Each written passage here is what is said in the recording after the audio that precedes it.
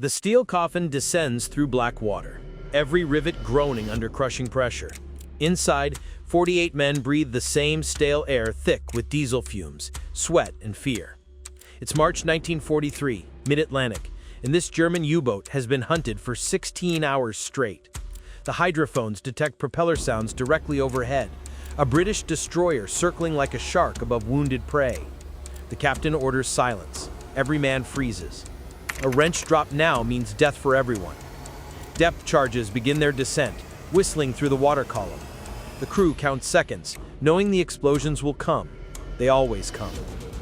In the darkness, a 19-year-old machinist's mate grips his station and thinks of his mother's last letter, still unread in his bunk. The first charge detonates 50 meters away. The hull screams. Lights shatter. Then another. Closer. The ocean itself wants them dead, and the enemy hunting them will not stop until the Atlantic claims another submarine and everyone inside it disappears forever into the deep. If you want to understand the real cost of undersea warfare and the forgotten sailors who fought history's most brutal naval campaign, subscribe and join us as we dive into the truth the recruiting posters never showed. This is the North Atlantic in the spring of 1943, the absolute peak of the longest continuous military campaign of World War II. While armies clashed across Europe and the Pacific, a silent war raged beneath the waves. A war that would ultimately decide whether Britain survived or starved, whether American troops and supplies could reach Europe, whether the Allies could invade occupied France. Germany's Kriegsmarine deployed over 1,000 U-boats during the war, submarines designed for one mission: sever the maritime lifeline connecting North America to Britain. Without that lifeline, without the convoys carrying food, fuel, ammunition, and soldiers across 3,000 miles of open ocean, the British Isles would suffocate. The submarine campaign began the day Britain declared war in September 1939 and didn't truly end until Germany's surrender in May 1945. Nearly 6 years of hunting and being hunted. The statistics are staggering. Germany sent roughly 40,000 men into U-boat service. 28,000 never came home. That's a 70% mortality rate, the highest of any military branch in any nation during World War II. Only the Nazi SS concentration camp guards approached similar losses, and they faced Soviet revenge, not operational casualties. U-boat crews died in the execution of their duty at a rate that defies comprehension. 3 out of every 4 men who climbed down into those pressure holes would die inside them or in the freezing water after their boat was destroyed. The U-boat itself was a marvel of engineering and a nightmare to inhabit. The Type 7, the most common variant, measured just over 200 feet long and 20 feet wide. Inside that cramped tube, 50 men lived, worked, ate, slept, and died. There were no private spaces. Men slept in shifts, sharing bunks still warm from the previous occupant. The head, the toilet, could only be used when the boat surfaced or at shallow depths. Deeper than 80 feet, the external water pressure made flushing impossible, and waste accumulated in a holding tank that reeked through the entire vessel. Fresh water was severely rationed. Men went weeks without showering. The air grew so foul with humidity, body odor, diesel exhaust, and battery acid that bread molded within days and clothing rotted against skin. Mold grew on the bulkheads. Condensation dripped constantly. Everything was damp, cold, and reeked of decay.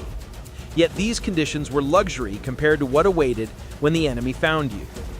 The Allies, primarily British and Canadian forces early in the war, later joined by Americans, developed a doctrine of relentless hunter-killer operations. Their destroyers, corvettes, and frigates worked in coordinated groups protecting convoys while simultaneously hunting submarines. British intelligence had cracked German naval codes through the Ultra program, giving them unprecedented insight into U-boat positions, patrol areas, and attack plans. This advantage remained secret for decades after the war. But its impact was decisive. The British knew where the wolf packs would gather. They knew which convoys were targeted. They routed ships away from danger and directed their hunters towards the hunters. The Germans never realized the extent of this compromise. They blamed losses on improved Allied radar and detection equipment, which was partially true, but the intelligence advantage was the killing stroke. Beyond intelligence, the Allies deployed new technology specifically designed to destroy submarines. High-frequency direction finding, HFDF, called HFDF by crews, could pinpoint a U-boat's location the moment it transmitted a radio message. Improved radar allowed surface ships and aircraft to detect surface submarines at night or in heavy weather when submarines previously operated with impunity. Most lethal of all was the depth charge, an explosive canister set to detonate at specific depths. These weapons didn't need to hit a submarine directly. A near miss created a shock wave through water that could rupture the pressure hull, shatter valves, or simply kill the crew through concussive force alone. The fundamental problem facing U-boat crews was simple physics combined with tactical necessity. Submarines of the 1940s were not true submersibles. They were surface vessels that could dive temporarily. Diesel engines powered them on the surface, providing speed and range. Submerged, they relied on electric batteries that offered minimal speed and limited duration, typically only a few hours at slow speed before requiring a surface recharge. This meant U-boats had to surface regularly, making them vulnerable to aircraft and surface hunters. When convoys approached, U-boats needed to surface to get ahead of the merchant ships, position themselves for attack, then dive to fire torpedoes. Every moment on the surface was exposure. Every transmission to coordinate wolfpack tactics was a beacon for Huffdaff. The tactical doctrine that worked brilliantly in 1940 and 1941, multiple U-boats gathering to overwhelm convoy escorts, became a death sentence by 1943 when Allied technology and coordination reached maturity. Previous operations had shown the pattern. In 1942, the so-called Second Happy Time saw U-boats massacre undefended American coastal shipping. Submarines operated brazenly off New York, Florida, and the Gulf of Mexico, torpedoing tankers that sailed with lights still burning, silhouetted against city skylines. Crews surfaced and used deck guns to finish crippled vessels. Captains gave survivors time to abandon ship. Some U-boat commanders described these months as almost too easy, lacking the challenge of proper naval combat. But this massacre couldn't last. The Americans learned, implemented convoys, established air patrols, and within months the coastal killing fields dried up. U-boats returned to the North Atlantic, the only hunting ground that mattered. There, the learning curve for both sides climbed steeply. Convoy battles became choreographed nightmares. Escorts detected submarines, charged at flank speed, and rolled depth charges off their sterns while more charges were launched from side projectors called K-guns. The explosions created enormous geysers visible for miles. Submerged U-boats tried to evade, going deep, sometimes deeper than their rated crush depth, gambling that the hull welds would hold. Sometimes they did. Often they didn't. Survivors described hulls imploding with sounds like a giant's hammer striking an empty oil drum, then nothing but darkness and the rush of seawater. Men trapped in flooded compartments drowned in seconds. Those in sealed sections faced a slower death, breathing carbon dioxide until they lost consciousness. The innovation that changed everything wasn't a single weapon, but a systematic approach combining intelligence, technology, and relentless pressure. British Admiral Max Horton took command of Western Approaches Command in November 1942, bringing aggressive submarine hunting philosophy honed from his own experience commanding British submarines in World War I. He understood submarine tactics intimately and reorganized Allied naval forces into dedicated support groups, hunter-killer flotillas that didn't protect specific convoys but roamed independently, seeking U-boats based on intelligence intercepts. These groups consisted of destroyers, frigates, and small escort carriers providing constant air cover. The concept was revolutionary. Instead of purely defensive convoy protection, go on offense. Find the submarines before they find the convoys. Sink them in their patrol areas. Make the hunters feel hunted constantly. Simultaneously, Allied scientists perfected the acoustic homing torpedo, the Mark 24 mine, called Fido by American forces and Zombie by the British. These weapons listened for submarine propeller noise and guided themselves to the target. A submarine captain's traditional escape tactic, diving deep and running silent, became unreliable when the torpedo itself could hear and follow. The psychological impact was devastating. Submariners realized nowhere was safe, not the depths, Not silence, not the open ocean. The enemy could find you anywhere. The pressure built through early 1943. German U-boat command pushed crews farther, demanding longer patrols, more risks, and coordinated wolfpack attacks despite mounting losses. Captains received orders to maintain radio contact, providing position updates that ultra-intelligence intercepted and Allied forces exploited. The Germans knew losses were increasing, but believed it was temporary, that new types of submarines under development would restore their advantage. Those new boats, Type 21 U-boats with genuine high-speed underwater capability, wouldn't be operational until 1945, far too late.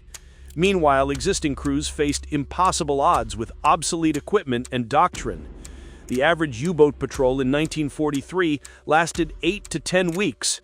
Of those, only brief periods involved actual combat. Most time was spent searching for targets, evading detection, and simply surviving. Men rationed food as supplies ran low toward patrol's end. They ate canned goods and dry bread covered in mold. They developed skin infections from lack of hygiene. They endured psychological stress that modern military psychiatry recognizes as severe continuous trauma. Sleep was interrupted by alarm klaxons calling all hands to action stations. Rest was impossible. Nerves frayed.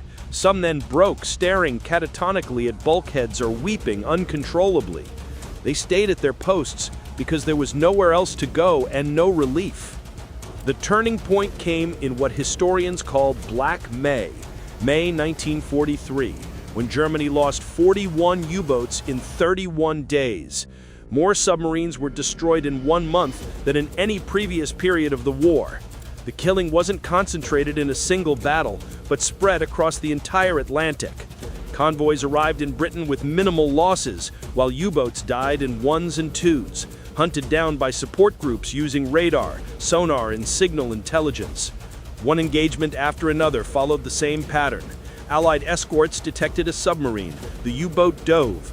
Depth charges rained down. The submarine tried to escape, creeping through layers of different water temperatures that might confuse sonar, but the hunters persisted. Hours became a day became 2. Eventually, the batteries died. The air turned toxic. The crew faced a choice: surface and be destroyed by gunfire, or stay down and suffocate. Many chose the surface, hoping to surrender. Some did. Many were cut down by automatic weapons fire before they could raise their hands. The North Atlantic offered no mercy to anyone. Consider U-954, sunk on May 19, 1943, northeast of Cape Farewell, Greenland. This Type C U-boat had been hunting convoy SC-130 when British support group, including the destroyers HMS Jed, Senin, and the frigate HMS Jed, detected her. The engagement lasted 3 hours. Depth charge patterns forced U-954 deeper and deeper until the hull pressure began to fail. Leaks sprayed high-pressure jets of icy seawater. The captain ordered emergency surface, gambling on a fighting withdrawal. The submarine broached in heavy seas. The crew scrambled to man the deck gun, but British destroyers opened fire immediately. 20mm cannons and 4-inch guns raked the conning tower. The U-boat commander and most of the bridge watch died in the first seconds. Without leadership and under withering fire, the survivors abandoned ship. 19 men made it into the freezing water. 15 drowned before rescue. 4 survived to become prisoners of war. 43 died. The entire engagement, from first contact to sinking, took less than 4 hours. For the British, it was a textbook kill. For the families in Germany who received the telegrams weeks later, it was 43 sons, husbands, brothers, and fathers who simply vanished into the Atlantic. No bodies to bury, no graves to visit, just names on a list. The immediate aftermath of Black May forced German Naval Command to withdraw U-boats from the North Atlantic temporarily. The losses were unsustainable. Boats were being sunk faster than shipyards could build replacements. Crews were dying faster than training schools could produce new submariners. Grand Admiral Karl Donitz, who commanded the U-boat force, faced a strategic collapse. He pushed for technological solutions, snorkel systems that allowed diesel engines to run while submerged, improved anti-aircraft armament, acoustic torpedoes to target escorts. These measures reduced losses but couldn't reverse the fundamental shift. The Allies controlled the Atlantic through superior intelligence, technology, and industrial capacity. Every month, more Allied ships entered service. Every month, fewer U-boats returned to base. The mathematics of attrition became inexorable. What soldiers and sailors on all sides saw in those final years was industrial-scale death divorced from glory or meaning. Merchant seamen watched torpedoes strike their ships, felt the deck lurch as explosions tore through engine rooms, and jumped into oil-slicked water hoping for rescue before hypothermia killed them. U-boat crews felt their hull crack under pressure, watched shipmates crushed by collapsing machinery, and drowned in darkness while the ocean poured through ruptured seams. Allied destroyer crews fished survivors from the water, sometimes German submariners, more often Allied merchant seamen, and saw young men with thousand-yard stares, shivering uncontrollably, mentally shattered by trauma. The smell alone marked these men. Diesel fuel, vomit, burned flesh, and seawater. Every survivor carried that smell in their clothing, their hair, their memory. The injury and death toll reflects the campaign's brutality with mathematical precision. Of approximately 40,000 German submariners who served, 28,000 died. 70% killed in action. Another 5,000 were captured. Only about 7,000 returned home unharmed physically, though none escaped psychological damage. The Allied merchant marine suffered nearly equally horrific casualties. Britain alone lost 30,000 merchant seamen, with Canadians, Americans, Norwegians, Dutch, and other nationalities adding thousands more. These were civilian sailors, not military personnel, yet they died at rates comparable to frontline infantry. A merchant seaman's life expectancy on the North Atlantic run was statistically shorter than an infantryman in Normandy. 3,000 Allied warships participated in the Battle of the Atlantic at various points. Hundreds were sunk by U-boats, taking thousands of naval personnel down with them. The strategic result came slowly but definitively. By mid-1943, the tide had turned. By 1944, Allied convoys crossed the Atlantic with relative safety. The U-boat force continued fighting, but achieved nothing resembling their early war successes. Germany built over 1,000 U-boats during the war. Over 700 were destroyed by Allied action. The remainder surrendered in May 1945 or were scuttled by their crews. The Battle of the Atlantic altered naval doctrine permanently and fundamentally. It proved that submarines, despite early promise, could not win a war of attrition against an industrial power with superior intelligence and technology. It demonstrated that intelligence, specifically signals intelligence and code breaking, could be as decisive as any weapon system. The ultra-secret directly contributed to winning the Atlantic and, by extension, enabling the invasion of Europe. Without secure Atlantic shipping lanes, D-Day would have been impossible. The battle also established convoy doctrine and anti-submarine warfare techniques still studied today. Modern navies train using scenarios derived from 1940s North Atlantic engagements.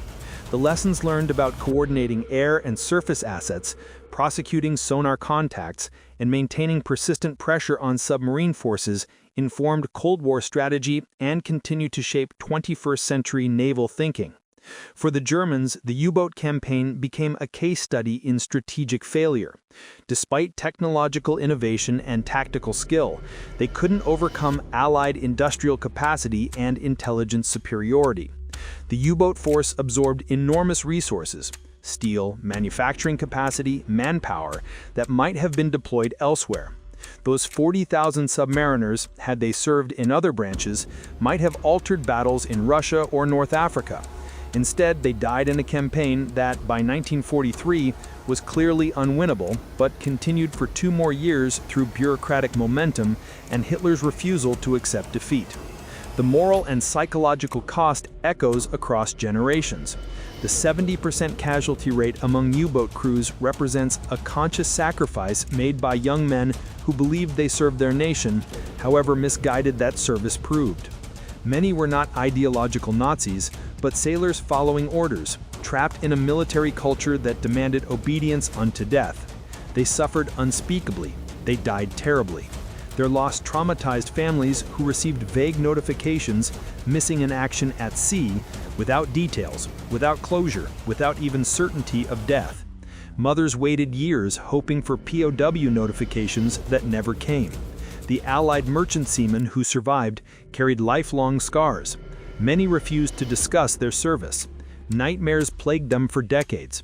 The sound of ship horns or the smell of diesel fuel triggered panic attacks. They startled awake at night, convinced they were back in freezing water, drowning in oil. Post-traumatic stress disorder wasn't diagnosed or treated effectively in the 1940s. Men were expected to return to normal life, find work, raise families, and suppress their trauma. Most did, silently, until it killed them, through alcoholism, suicide, or stress-induced illness. The few who spoke openly described the Atlantic campaign not as adventure or heroism, but as protracted horror. Months of boredom punctuated by minutes of absolute terror, repeated until you died or the war ended. Today, monuments stand in Hamburg and other German ports, listing names of U-boat crews lost at sea. The lists cover entire walls. Walking past them requires several minutes. Each name represents someone's son. In Britain, memorials honor merchant seamen whose graves are the ocean floor. These men have no graves, no headstones, no physical place where families can mourn them. They exist as names carved in stone and memories held by descendants who never met them. The Atlantic keeps its dead, indifferent and cold, exactly as it was in 1943 when 48 men in a steel tube counted seconds between depth charge explosions and prayed for a mercy the ocean never grants. 75% never came home. They're still there, in the dark, in the deep, where the pressure is absolute and the cold is eternal. We should remember them not as heroes or villains, but as men who experienced war at its most pitiless and paid a price no nation should ever ask again.